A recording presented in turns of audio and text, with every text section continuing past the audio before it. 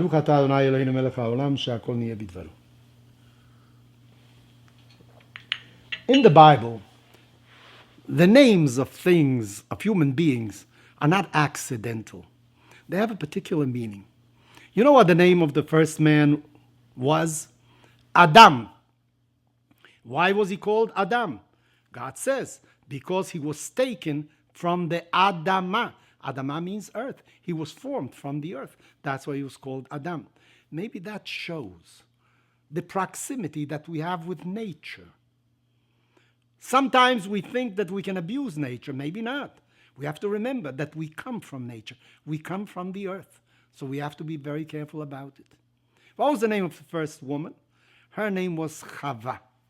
What is the meaning of Chava? The Torah says, Ki hi hayta em kol chai. She was the mother of every living human being.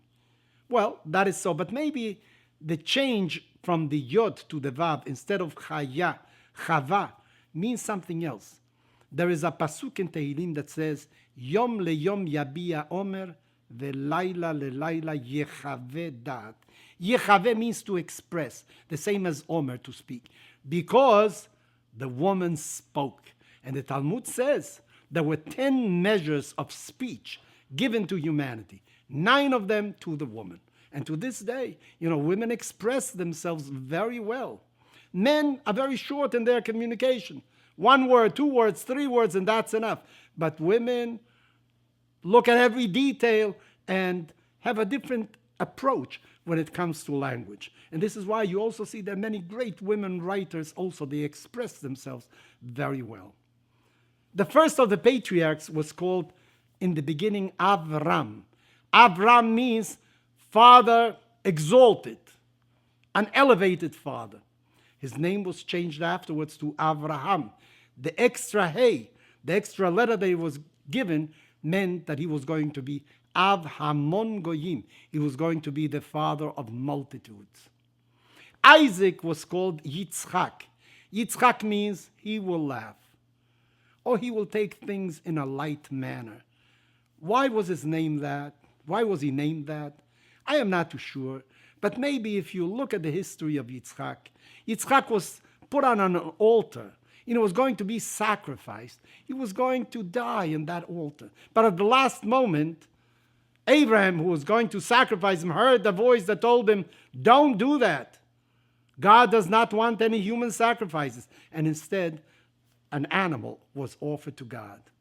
Well, Yitzchak's life could no longer be the same, because that episode made a change in his personality. It was before the Akedah, before being tied to be offered as a sacrifice, and after that. I remember on one occasion, while I was being interviewed, another lady was waiting there to be interviewed as well. And I waited for her interview. She was a survivor.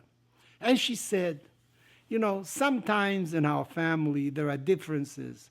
My children, my in-laws, and I feel terrible about it.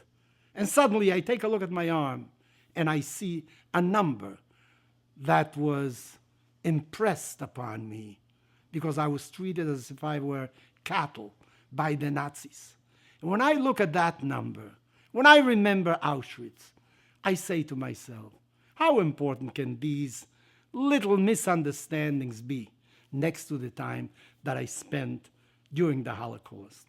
So maybe Yitzchak's name is, nothing can really terrify him after he had faced death at that moment.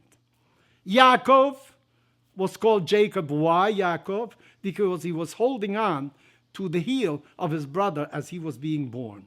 He was a follower. But then God gave him a different name, first by the angel, and God reaffirmed it. His name was going to be Israel, because he fought with God and angels, and he was the one that conquered. He came out on top. So think about yourself. What is your name? Do you know the meaning of your name? Take a look in a dictionary. What does it really mean? Do you reflect that in your personality? Is that a goal in your life, the significance of your name? What is the name of your father, of your ancestors? Don't just repeat the name Yosef, Yakov, Shimon. Each one of those names has a particular meaning, because in Judaism, a name is not accidental. It is part of the personality, or maybe the promise for the future in times ahead.